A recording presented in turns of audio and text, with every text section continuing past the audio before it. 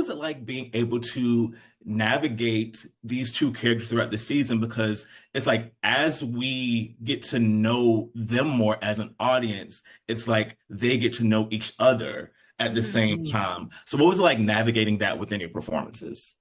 I think it was like nice that Didn't. we actually shot a lot of it, not completely chronologically, but a lot of episode 1 was shot And like 2. very early on. So we sort of got to like discover that ourselves and be like, as Edward got to know Emily, Guilford got to know Jane. And I think Yeah. it felt like super, super real, which was really fun. Luckily, we didn't hate each other quite as much as No. Guilford and Jane hate each other. But Yeah, like that yeah. that balance, that line between infatuation and infuriation is kind of always being played with these two. And I think, sometimes we'd have to be like, where are we? Do we hate each other right now? Yeah, there was a lot of that. Check in and be like, what's happened before? Do we hate each other? Are we horny for each other right now? Are we liking each other? There was a lot of like that because they do swing like a pendulum. Like it's very, very changeable. Yes. And I think throughout this season, not to give too much away, but I do think as the season goes on, we see at the start of the season where their parents have kind of put them in these situations where they really have no choice. And as the season goes on, they slowly but surely kind of like earn some of this power back and autonomy with themselves. So how would you describe their overall journeys in being able to like get from out the expectations that are put upon them at the start of the series? Yeah, I think Jane, as any woman during the Tudor period, is put in a box, and for her, in a very extreme one. I mean, she's thrown into a place of power that she completely didn't expect, and has always had a very independent, mindset. And I think she found a way to navigate through this journey. She finds a way to find freedom and choice in this sort of prison that she's been put in.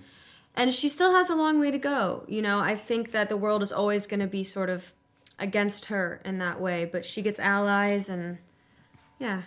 Yeah, and I think Guilford spends the whole time trying to break free of something that, has sort of, it feels is cursed by basically, and the pressure from his family to be the son that they want him to be. And I think it's amazing that it's Jane who comes along and basically saves him or tries to save him and like is so important to his like redemption.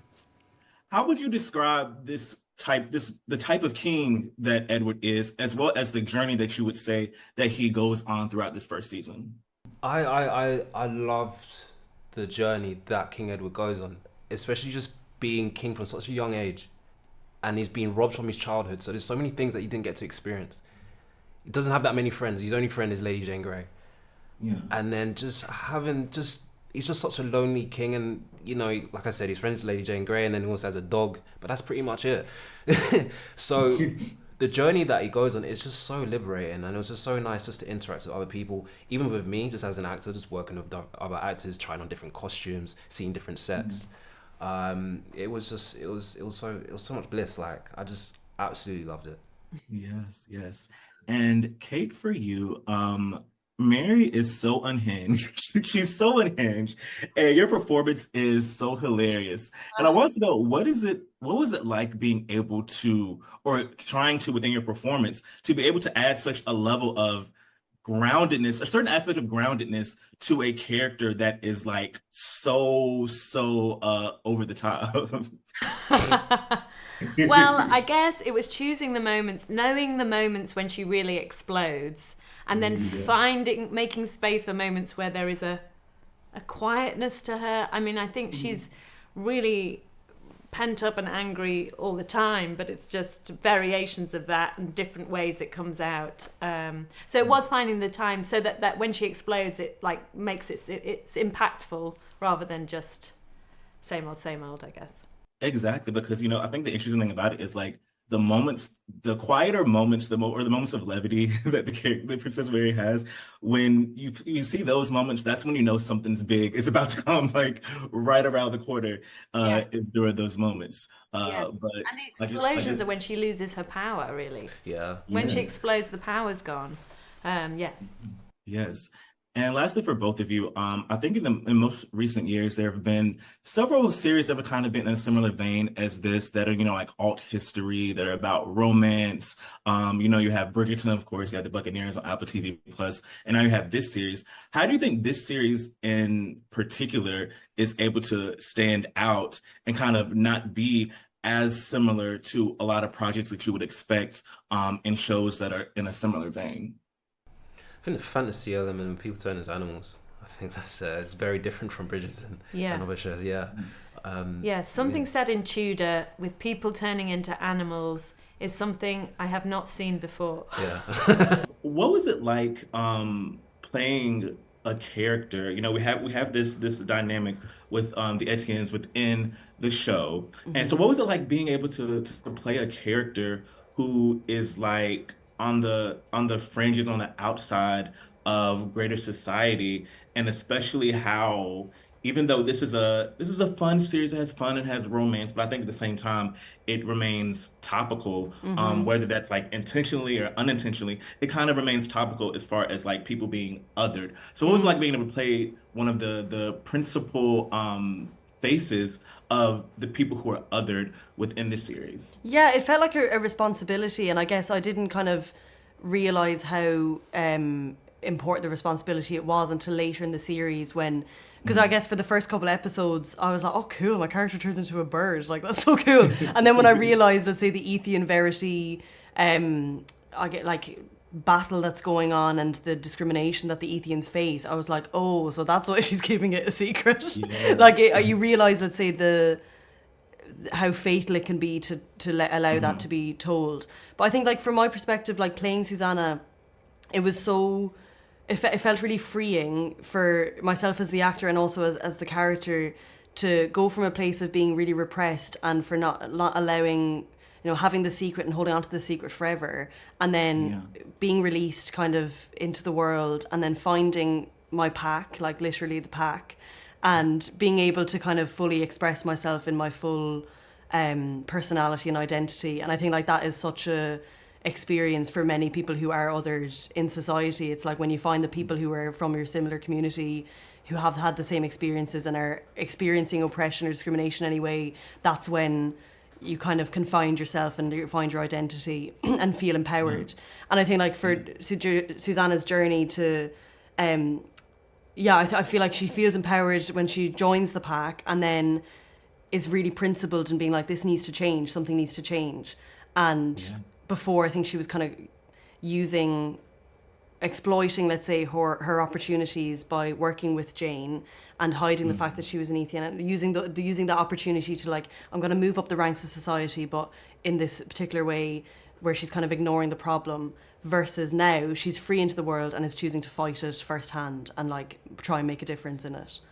Yeah. And I want to ask, because we learn more about this as the season goes on, but they have Susanna and Lady Jane have a conversation a few episodes in, and I just wanted to ask, like, what do you think at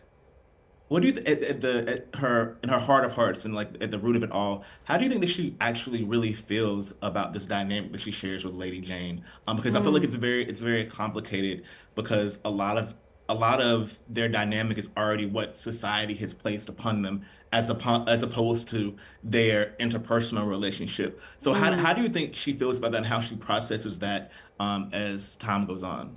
Yeah, I think there's like, their relationship exists under a real framework, right? Where the reason that they met and the reason they know each other is because Susanna was Jane's maid, and at the start of the story still is Jane's maid. And despite the fact that they're best friends and have grown up together practically, there will always be that power dynamic there. And Susanna can't really say no to Jane, and because she knows, let's say, if she doesn't go along with her, then she has nothing, and then she is just cast out into the world. She doesn't have family, and she's an Ethian, so being as such in this world would lead, if she was to live freely, would lead to her being hung or, worse.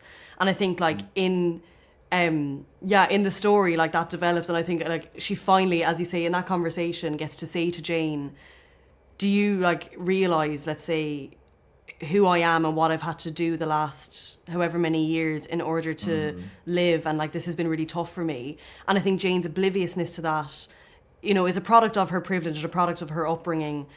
It's hard to kind of blame Jane entirely for that, but I think from Susanna's perspective, she's like, yeah, but did you ask? Did you ever really ask? And if I felt I could have trusted you with that information, I would have told you. Exactly. And I think what happens then over time is that they both kind of meet in the middle from their points of, you know, Susanna's frustrated with Jane and her ignorance, and Jane is kind of getting used to this new information and having to rewire her brain and everything she thought and believed about Ethians and her best friend. And I think they managed to like meet in the middle and compromise on their understanding in the hope that like it can get better and their friendship can still flourish beyond that. What do you think was probably the biggest challenge, but also the funnest part about being able to convert this work to on screen? It's a great question. I think the best thing about, this is an incredible book that we got to work from. So we came at the show as fans first. We're fans of the book, and so having the opportunity is also a challenge, which was to open up the world, create more narrative, more characters, more story, and kind of expand the world that we're showing. But we were also really inspired by the tone of the book. The book's tone is so fun. Yeah. And It's so intelligent, so optimistic, so compassionate, all the and so things clever. we love. We wanted to capture as much of that tone as possible. There's an author character on our show who hits, we hope, that tone perfectly. He's an Oxford Don, Yes. bitchy Oxford Don type. Yeah. Love it, love it. And also, I'm thinking that though these shows, I'm not gonna say they're set in the same time period, but we have shows such as Bridgerton, shows such as The Buccaneers on Apple TV Plus, shows that are kind of set in these period dramas that, also benefit from diverse casting and things such as that. How do you think with these shows kind of increasing in quantity as time goes on, how did you make sure that My Lady Jane in particular would stand out and would kind of avoid certain comparisons to other shows that may be similar? We don't mind comparisons because we're fans. Yeah. We wanted always to make the show feel as inclusive and as possible for everybody. One of the best things about being able to throw out the history book is you can kind of do whatever you want in that capacity. Yeah. Our show is swashbuckling and irreverent and funny and sexy. silly and sharp, and But it's hard. It's a modern story about a young woman coming to power. Yeah, yeah. And I was not familiar with the source material, but I tried to look up as much information as I could before I watched it. Well, in between watching, I was like Googling, like, okay, did this happen in the book? Did this? So I was doing that. And then, of course, I know the general gist of like the historical aspects of it. And I'm wondering, in introducing the Ethians and knowing the historical context of the Catholic versus Protestant Right. ofness of it all, in the historical context, would you consider this being kind of like what's the word I'm looking for? Like not a comparison, but an allegory for what actually happened in real life, though this still is like, imaginative fiction and whatever. I think that was the author's intention, Brodie Ashton Meadows. I think I think that it's really it's a metaphor for all kinds of otherism. In the case of Tudor times, it was this Protestant Catholic schism. Lady Jane was a Protestant. King Edward was a Protestant, and Mary Tudor was a Catholic. Yeah. And so that was the schism at the heart of their kingdom. Yeah. But we loved the metaphor so much as just one about otherism. Yeah, and we never wanted the show to become a polemic. We wanted to just hold up a mirror to modern times and say, look how ridiculous you humans are, because we are. What about working with this project and bringing it to Prime Video was special for you, considering most of your work has been in film? Yeah, I just love. Gemma Burgess brought me the book initially before we set it up, and I responded to it immediately. It's a delightful book. The book they wrote together really captures the tone of the series, and I loved that the fantastical element. Well, it's key. It's very important. It's all set in a very real world. It's all very grounded, and I just immediately responded to it. It actually could have been in the old days. It could have been a movie. I could have really imagined it as a sort of Disney, created new character, because it is somewhere in the world. There's even a fairy tale element to it, I think. but it seemed well suited for series and fun medium. I've not worked with streamers before. I did do some network television back in the day, but it was a fun new challenge. I loved Gemma, the writer who brought it to me, and actually it was a labor of love. It was my 16-year-old girl, movie decades later. I mean, series. I love that. I love that. Yeah. And of course, when I was speaking with Gemma and Meredith earlier, I was saying how, there has been like this increase in, I guess like not alt history, but like period dramas that would be set in like a different time. They're like very diverse. Like have romance elements such as you have Bridgerton, you have the Buccaneers on Apple TV Plus, and now you have this. So because this is kind of like this specific genre is kind of like a hot commodity now, how do you think that this series in particular is able to establish itself and being different from kind of like what we would expect from similar shows that have come out in recent years? Well, I hope it can distinguish itself in. I do think what's most distinctive is the tone. Is that it is, as you said, and I'm glad to hear the balance worked. It was the challenge, and what we all loved about it is that it is very comic, and yet the stakes are life and death. The romance, I think the romance is funny and sexy, but also hopefully I think moving. And I think it's tricky, because there are a number of these. I was saying earlier, when Gemma and I began working on this sort of pre-COVID, none of those shows had come out yet.